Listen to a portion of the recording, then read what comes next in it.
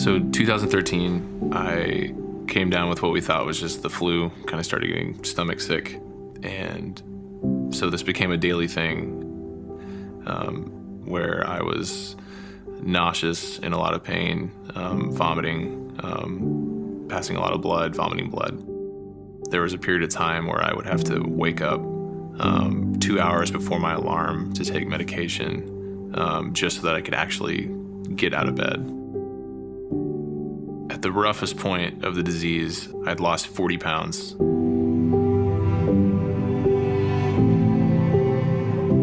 So I work in healthcare. I'm a PA, physician assistant. I work in emergency medicine. I've been doing that for 8 years, and it was difficult as the years went on, realizing that I could help my patients, but I couldn't help my husband. I don't know, I think that was the hard part, just watching him kind of go through something that I couldn't fix.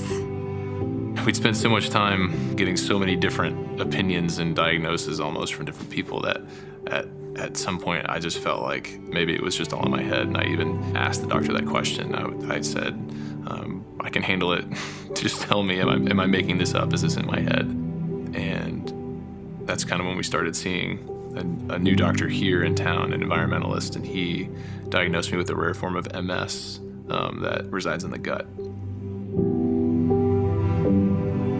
I think the darkest moment came when Amanda and I were thinking about other people that we've prayed for, that we'd seen healing and restoration for, and it wasn't coming for us. And just going, God, what is the purpose of this? Why would you want somebody who's serving you to suffer this much? Brandon Lake, one of the worship leaders at the church, and a dear friend of mine, he kind of pulled me aside and said, hey man, I know you're struggling, but I just feel like I got to tell you the Lord is going to use your story, and he's going to use it soon. So just hang in there if that gives you any hope. So this is the 25th of March. I was playing that weekend at church. Lance Gatch was playing that weekend with me, and he said he has a friend in Nashville named Joshua Silverberg. So Micah came home and was like, Lance told me about this guy that has some healing prayer, something, we should talk about it. And I remember both of us kind of sarcastically chuckling, like, I guess you could get healed over the phone. What else do we have to lose at this point? Like, sure, let's try. So Tuesday, March 27th, I see that I have a call from Josh. So I answered the phone, and I had obviously never met him. This is my first time ever speaking to him. I don't really know anything about him. So we start talking, and he finally gets kind of to the place where he starts praying for me.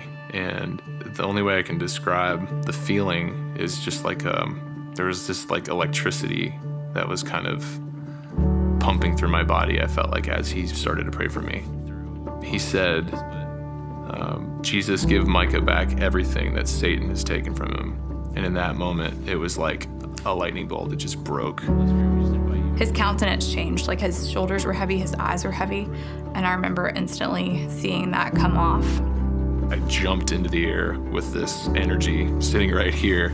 And he said, what are you feeling? And I was like, the only thing I could say was, I feel the opposite of fatigue. Whatever that is what I feel right now. So he says, well, test it out. Go run around or something. So I get up and I'm running around my yard on the phone with this guy that I just, don't know at all, screaming like a crazy person. And he's doing the same. He's in Nashville running around his yard, screaming, freaking out. And in that moment, I was completely healed and completely released.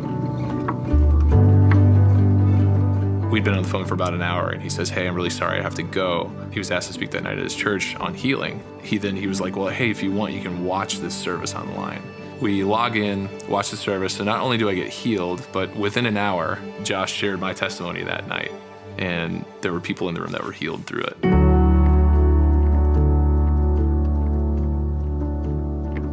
It's crazy to think that something that we had accepted as normal, this sickness just became, okay, this is part of our story now. This is our burden to bear, the thorn in my side. The Holy Spirit changed it in a second over the phone with a stranger. If he had gotten healed gradually over a couple months, I would have been able to chalk it up to some kind of treatment or medicine or whatever that we had been on. But because it happened like in an instant before my eyes, I knew it had to be Jesus. Like I didn't have any way to argue it or to not believe what had happened. We learned how to pray without getting answers for a long time too, which I think is something really painful that I would never have admitted before, but there were many years of no answers to those prayers. But now we got one. So this year, I do have the honor of getting to play with Needtobreathe again. Love playing with them, but it's a whole different experience because I actually get to fully enjoy it.